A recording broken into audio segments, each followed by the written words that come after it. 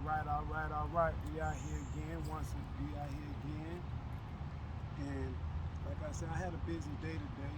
So that's the reason why I'm dressed the way I'm dressing. But I would like to first thank the Creator for waking us up this morning while we're even out, able to be out here to do what we're doing. And secondly, I would like to thank the Creator for waking us up this morning. So with that being said, I also would like to thank you guys for tapping into Age for another day as we're going to get started. And I started off my day, I had me a bright and early good morning. And start off my day with a little word and a very good song to get my day started, as you would know.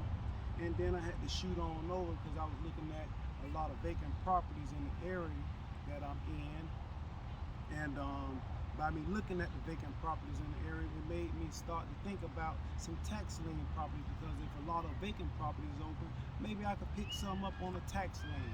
And for those of you that might know what that is, that's like if you ever had a family member, a friend, or even a neighbor that's in your neighborhood and they passed away, and just say for an example, their family members didn't want the property and they didn't pay the taxes on it, then you might pick that up as an investor for a little bit of nothing. Or even if a person actually living in their home and they fell behind on a few mortgages and their taxes, then if they fell behind on a few mortgages and taxes, well, you can come in at is pick up that digital paper is really what it is, you know, as a tax lien property, and pay that debt to the city or the county or whichever that property is in. And once you do that there, then you'll take over and become that first lien holder on the property. So after we started the day with that, then later on the day, you know, like I say, I got to go back and shoot and do my recovery thing, as that's my new walk. And we had an awesome service on yesterday on Sunday, and that's why, you know, like I say, I don't post on Sunday because I know my church activities and things like that. But I am consistent with what it is that we're doing. So like I say, I'm coming to break bread with you guys on the bread that was broke with me, and in the Bible study and the recovery that I was in. So let's get into the passage that we've learned and that we're moving forward with in our new coming with Christ.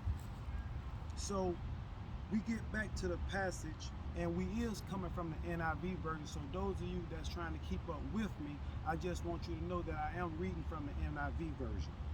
But we still dealing with the Passover and the Passover with the disciples. And one of the disciples we're going to start with is Lachey's glaze, fixated on the front of the church. That's right, it was the first Sunday. She felt a little tinge go down her back.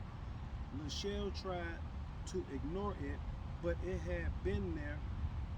It had been there, an elephant in her spiritual house, so to speak. We had worked, played, and prayed around it. She had tried to rationalize, camouflage, and disengage. Amir was a wonderful black man. He was well off, civilly responsible, and philanthropic and religious. He was also a Muslim who said he was not tied to any dogma of the religion and did not mind if she was a Christian. Amir believed Jesus was the man, but not the Son of God, or in his words, God has no offspring. Amir was talking about engagement. Many of Lachey's family, friends, and Christian friends told her to grab hold with both hands. Would it be denying Christ to marry Amir? Perhaps. She could win him to Christ at 33. Was she in love with Amir, or with the prospect of a wonderful life he could provide? The children's choir was singing, and the choirs of their song, you can have this whole world, but just give me Jesus, broke into her thoughts. She looked a again at the front of the church where the commission table was draped with white sheets.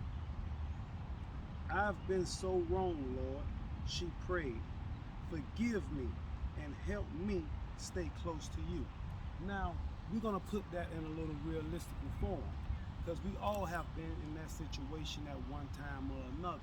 We can only read going off of the passage that this gentleman, that Amir, he was very well off in some of his financial beings. He was a very upstanding citizen, and he was very dedicated and committed to the religion that he was in. But apparently, they had different walks and different seasons in life. So they had a mere bond and commitment towards one another, but was they really equally yoked? And I have to only sit back and take my own personal life in consideration when I look at that passage.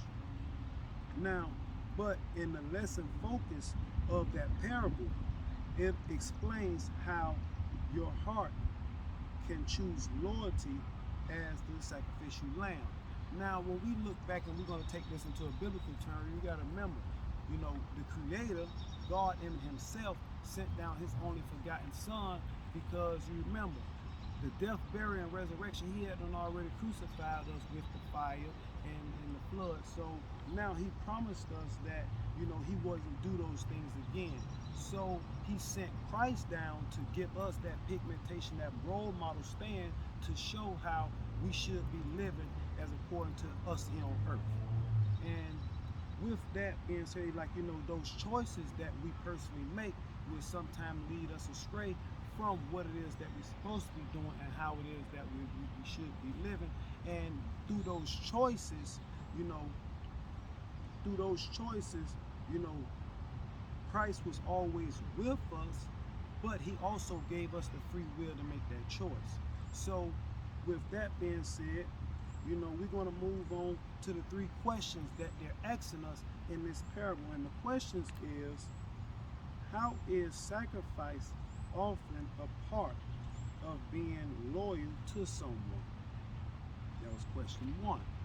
Question 2 is, when has the sacrifice Jesus made been most real to you? In what situation, question 3, in what situation might you not remain loyal to Jesus? Now, I wanted to sit back and reflect on our own personal lives, and because I know that everyone could relate to that in one form, fashion, or another. It could be loyal to a job, it could be loyal to your kids, it could be loyal to your spouse, it could be loyal to even a community group that you're in. But sometimes that commitment and that loyalty will play a part in each and every one of our lives. And I understand that, because I have personally walked through that. And one thing life has truly taught me, and as I'm becoming new in Christ, I'm really, really learning, and I'm starting to, be really amazed at is, if you've been watching me, you know that I always had a religious base. I always went to church. I always prayed here and there, sometimes through different struggles and trials throughout my own life. But one thing I can't admit that I didn't have was a real relationship with the Creator. And once I really began to dig in for myself and take it seriously and allow Him to come in and I really welcome Him in, I'm really noticing a lot of different changes and a lot of things is starting to really open up for me. So with that, it creates that separation. And with that separation, sometimes, like for an example, I'm gonna say, thinking of us in the human form now, right? As us dealing with right here in the day. Just say for an example, you might have a kid and that kid might have did something wrong. And when that kid did something wrong, you might have saw as the parent to chastise that kid one way, and your spouse might have said, well, no, I don't think the way that you chastise him is necessarily right. Now, that could play out in both ways, because Who is you loyal to at that moment in that situation? Is you more loyal to the child in that situation, or is you more loyal to your spouse in that situation? And then whose loyalty is you breaking in that situation? Because just say, for example, in that same parable, your kid did something wrong and you felt as though you wanted to punish him by chastising him with a belt. Now, by you chastising him with a belt and your spouse didn't want that, you also breaking your spouse loyalty because you did something that they asked you not to do, right? But then you also is being, in a sense, disloyal to the child if you was to do what the parent is saying, because we all have seen that child wants another in a store somewhere and they acting all irrational and stuff like that, and the parent can't even chastise them because why? Times have changed, and with the times have changing and we not adapting to, or we adapting to the changes, it's like you still have to look at that loyalty fact. Think about it as even on the job. Sometimes you might have done fell down and got hurt and you really couldn't go to work, but that employer needed you to come at that job that day, and you chose your loyalty to yourself or your loyalty to your situation over that job, and then that job turn around and let you down because they felt as though you was disloyal. So that parable could also be broken down in so many different ways, and I just want us to sit back and reflect on that for a second. And the second was, what could cause us to be disloyal? Oh man, like I say, just sit back and think of your own life and take that into consideration of what you have personally been through, because we all have truly been through some things in life that we can reflect to. So the moral of the story is, anytime you moving and things go and get a little rocky in life, always know that the Creator is with you. And when it get unstable, also know and trust and rely that it's not that the devil is there, because the devil, remember, he come in different shapes, fashion, and forms, because he once was an angel, and by him once was an angel, he know all of the different tactics to use to get you to lure you, I would say, to lure you back into his world and his pits.